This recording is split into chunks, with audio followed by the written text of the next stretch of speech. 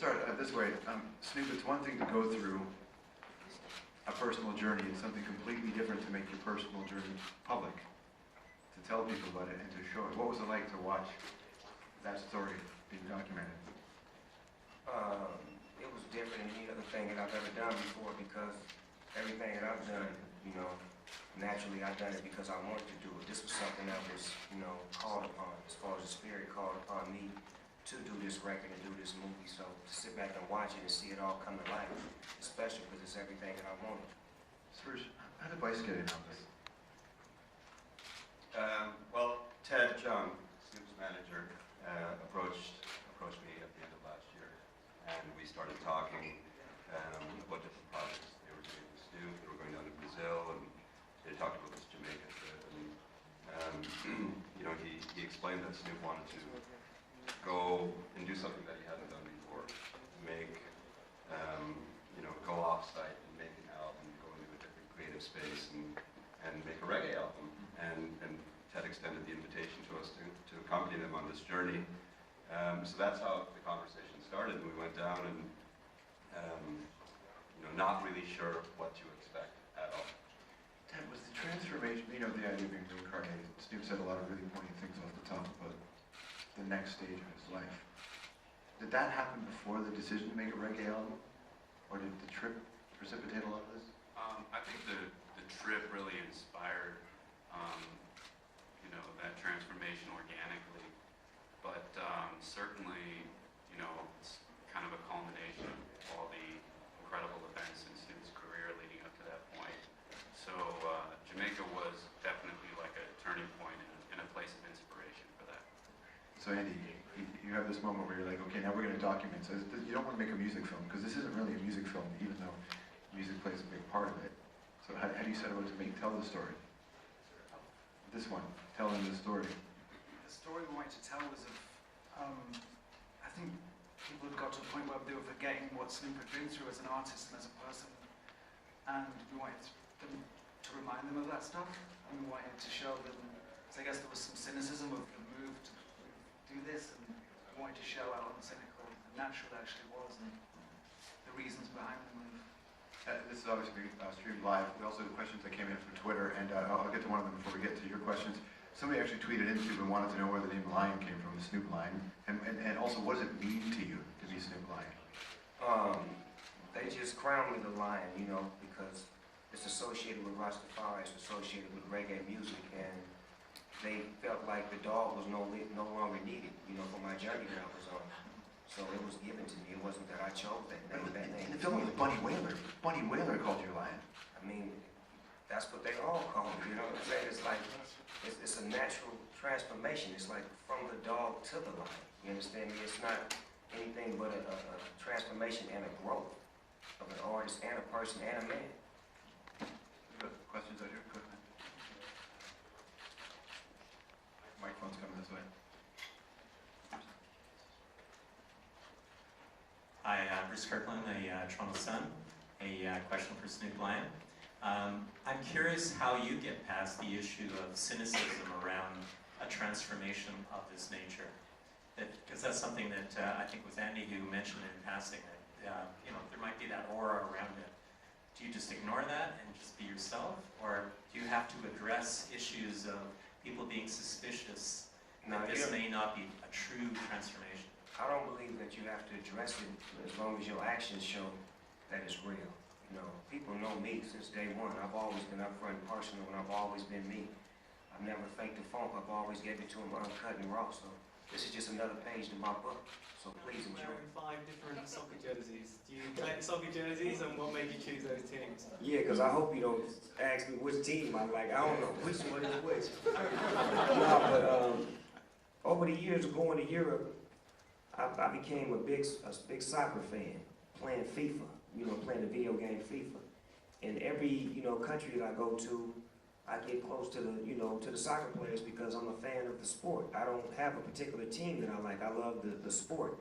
So I can, you know, juggle from jersey to jersey, player to player, because I love the sport. And I haven't locked into a team yet. So you'll see me, you know, wearing a lot of different, you know, jerseys that represent different players because I love the sport.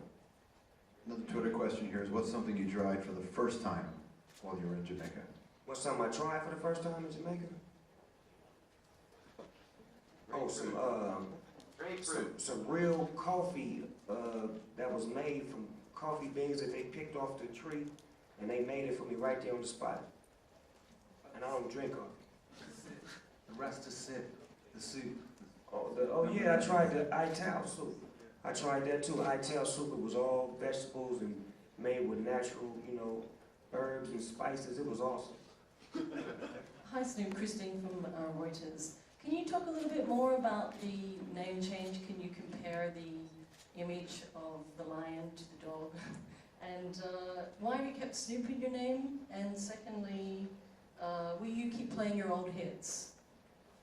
Yeah, I'm always gonna continue to do my music. You know what I'm saying? And as far as the name thing, it wasn't me making the name change. It's the name that I was given. So you know, when you're given something, you like to honor it and you hold it up with pride. I'm still Snoop Dogg. This is me right now. I'm Snoop motherfucking Dogg till I die. But at the end of the day, when I'm making my reggae music, I'm in the light of Snoop Lion. So, you know, you have to respect both worlds because there's a softer, more gentler, peaceful side when he's the lion. But if you disrespect me or get out of pocket, you will get the motherfucking dog. Back to real question. You'll be a chew. Yeah, hello, I'm Susanna with German National Public Radio. You mentioned earlier it was all about love.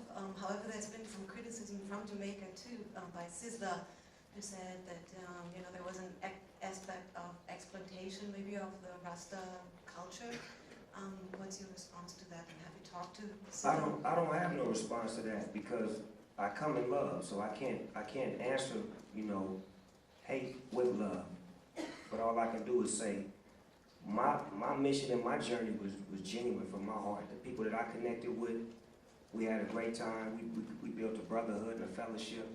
And, the people that I didn't connect with, it's like that sometimes. When you go to a community and you don't touch everybody's hands, some people are going to feel left out.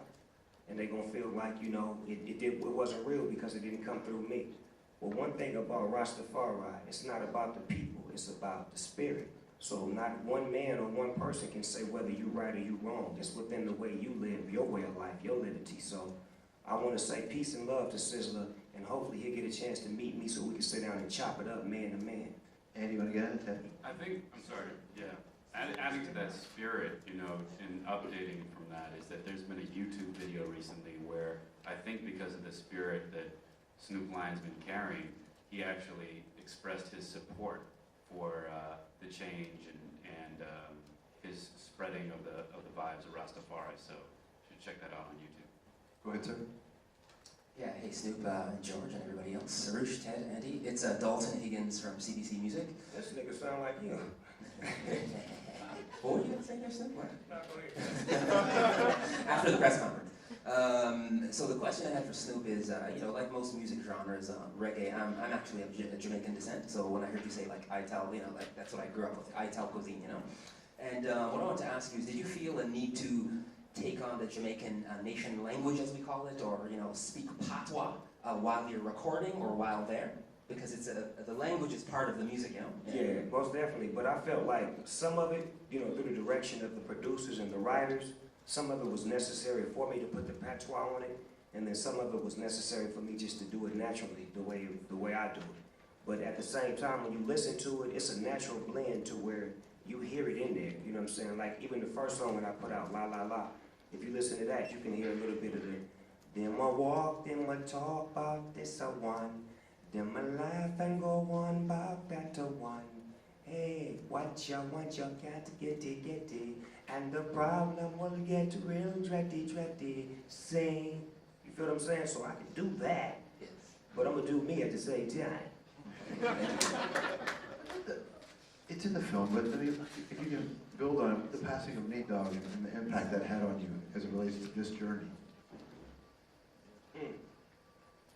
That's the part of the movie that I don't ever watch, because I'm still touched by it, I'm still hurt by it. And when you lose somebody that close, it's never a reality, you know what I'm saying? You can never really, like sometimes I may sit in my apartment and I'll look at a picture on the wall and he looking at me, and and it's like we right there with each other. I don't think of him as being gone, but when I see this particular part of the movie, it really touches an emotion in me that, you know, I rarely get to get into as far as being able to cry and just to get real weak. So this is one part of the movie that I really don't like watching.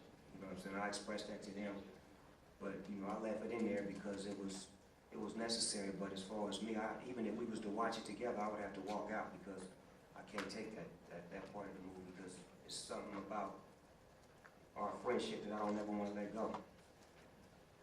You have a question here? Hi Snoop, this is Chad Dunleavy from the Montreal Gazette.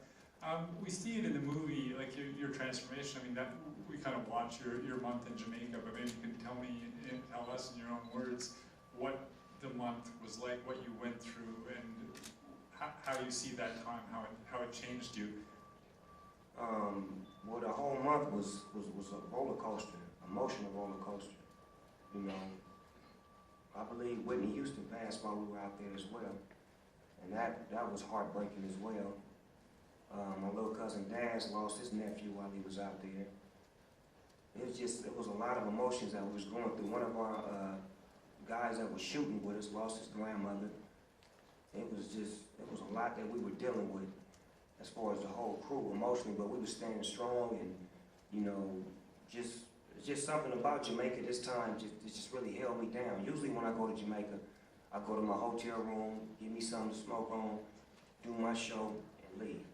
But this time I was really trying to be about the community. I really wanted to see and touch the people, and I really wanted to get in depth and get some understanding on why, you know, the Jamaican culture was so close to my heart, why they love me so much, and why I love them so much. And come to find out we're brothers and we're sisters and we're all the same. So it was just a family reunion. And to me, that was the biggest part of it all, that we came out of there family, and we can look at this project 30 years from now, the people that made it. And I believe it blessed everybody on the project, not just me. I think it helped everybody out because everybody was going through some things, and they just not in front of the camera like me to say it. They not just, you know, gonna say that they were able to be touched and to be, you know, lifted from the negative spirit in their life. I feel like it blessed everybody that was with us.